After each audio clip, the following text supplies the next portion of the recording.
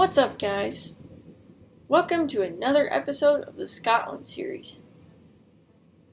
Today, we're going to be picking up where we left off with the story of the War of Independence, particularly the Battle of Falkirk in 1298. So, we have a map here of the battle positions.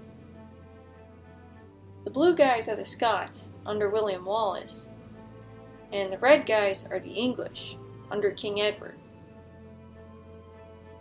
On the Scottish side, 4 giant hedgehogs dotted the grassy plain of Falkirk.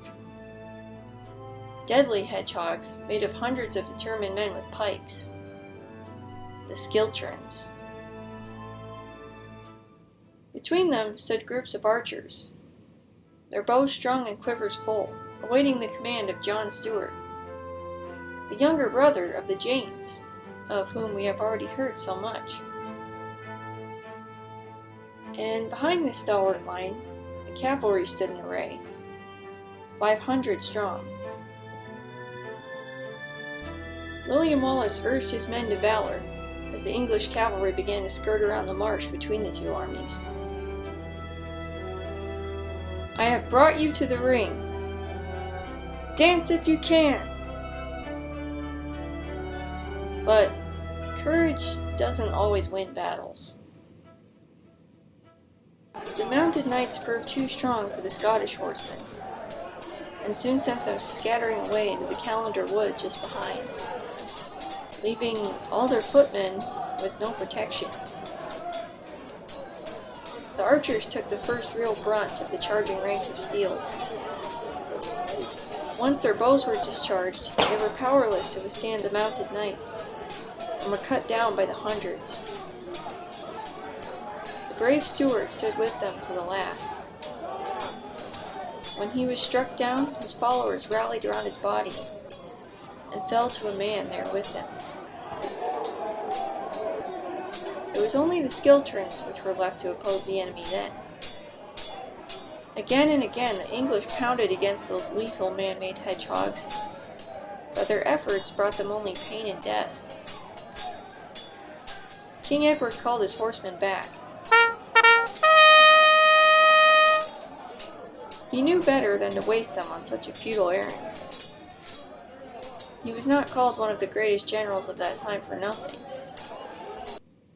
If he could not reach the Scots by one way, then he would find another. The English archers were brought up to the front. A hail of arrows began to pour in upon the Skiltrons, dropping men on every side. Desperately the Scots filled the gaps and tried to hold together, but they were almost powerless against the force of the English longbows. The wall of pikes grew weaker and weaker, until at last the king was satisfied. He urged his cavalry forward to strike the final blow. Thus, the death knell was sounded for the Scottish army on the field of Falkirk. The Skiltrons were shattered before the charging knights. The Scots took to flight, knowing that to fight further was to die. Wallace rallied what many could and escaped in the Caerlaverock wood, leaving Longshanks to gloat over the victory. Had Andrew Moray lived to command the Scots at the Battle of Falkirk, perhaps the story would have been different. He had the mind of a strategist, and most likely would have avoided that battlefield entirely, or at least had the Skiltrons make an offensive of their own, rather than remaining stationary where they could easily be cut down.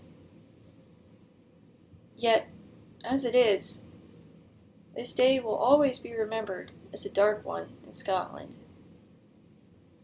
Nearly 2,000 of her fighting men were slain on that field. Among them, John Stuart, as we have heard, but also the brave Macduff, the Earl of Fife, who had led his people against the usurpers from the very first.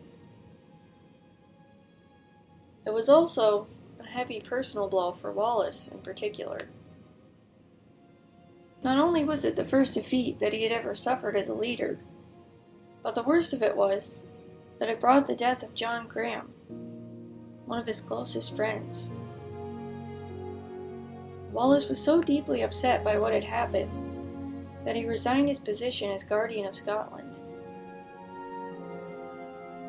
And yet, even after the defeat, the Scots did not lose faith in Wallace as their commander, and they continued to look to him as their leader.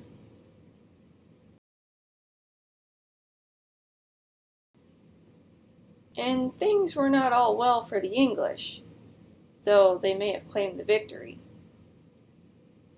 Edward found that many of the Scottish nobles still would not submit to him as he had planned, and his supply line was continually experiencing difficulties. He was very quickly forced to draw back to England altogether, after all. Robert Bruce and John Comyn were chosen to fill Wallace's old place as Guardian of Scotland. It was a choice destined for trouble from the start. You see, John Comyn was the nephew of Balliol, the Tuam Tabard whom King Edward had crowned and then deposed. Obviously, then, Comyn was on Balliol's side in terms of who should be king, with a selfish eye to his own chance at the crown as well, we might speculate.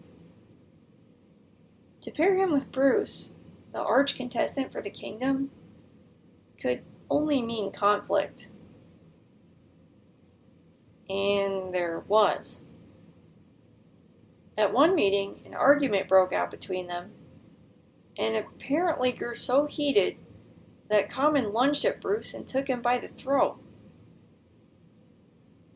William Lamberton, the Bishop of St. Andrews, eventually had to be appointed as a third guardian to help keep the peace between them. But even then things went poorly, and the three of them resigned in less than 2 years. And another man, Ingram de Umfraville, took their place. Even then, Scotland just wasn't quite big enough for both Comyn and Bruce to dwell together, as we shall soon hear. As for Wallace, he decided to go to France. He trusted that perhaps King Philip IV would abide by the alliance that Balliol had made with him all those years ago, and would send men to help them fight against their common enemy. Philip gave his verbal support of the Scots struggle, to be sure, but that was all. Wallace would have to look elsewhere. It is said that he next went to Rome, but there were no soldiers to be gained there either. Wallace did perhaps gain a friend in Pope Boniface VIII, however. Except, honestly, if this depiction is anything even close to accurate, I don't know who would even want to be friends with that ugly thing. Anyway, we don't know for sure if the two of them spoke, but evidence suggests that perhaps this was so. For in 1299, Boniface sent a bull to King Edward.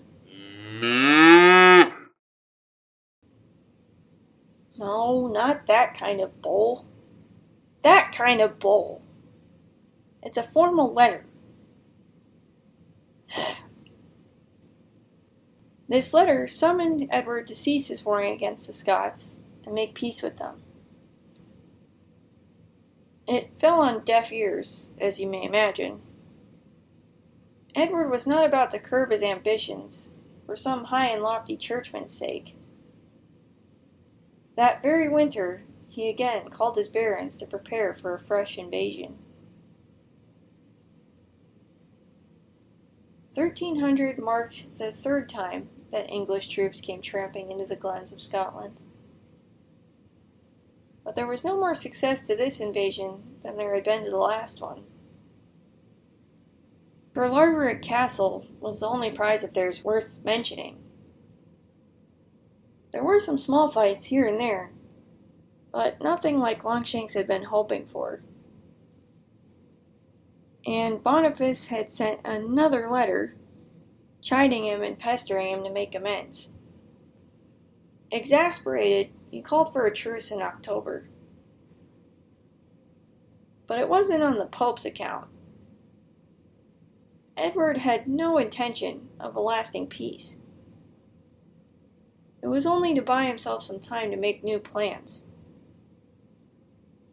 This conquering of Scotland was fast growing into a kind of consuming obsession for him.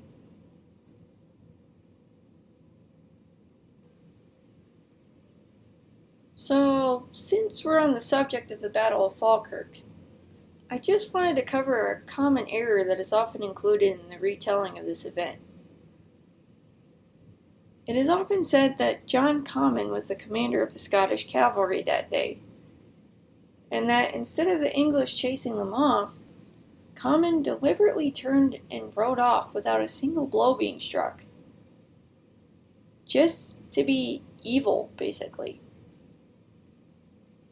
The story goes he had tricked Wallace into thinking he was loyal, just to set him up for failure. However, there's actually no evidence that Comyn was even present that day, let alone commanding the cavalry. The story is basically a 700-year-old propaganda piece. It was supposed to make Comyn look really bad, so that Robert Bruce could be even more of a hero and have more legitimate claim to the crown in the minds of the people. Anyway, just wanted to make that clear. It seems the most historically accurate narrative for now is that the Scottish cavalry was actually legitimately routed by the English cavalry. Hope you all enjoyed today's episode, and stay tuned for the next part of the adventure.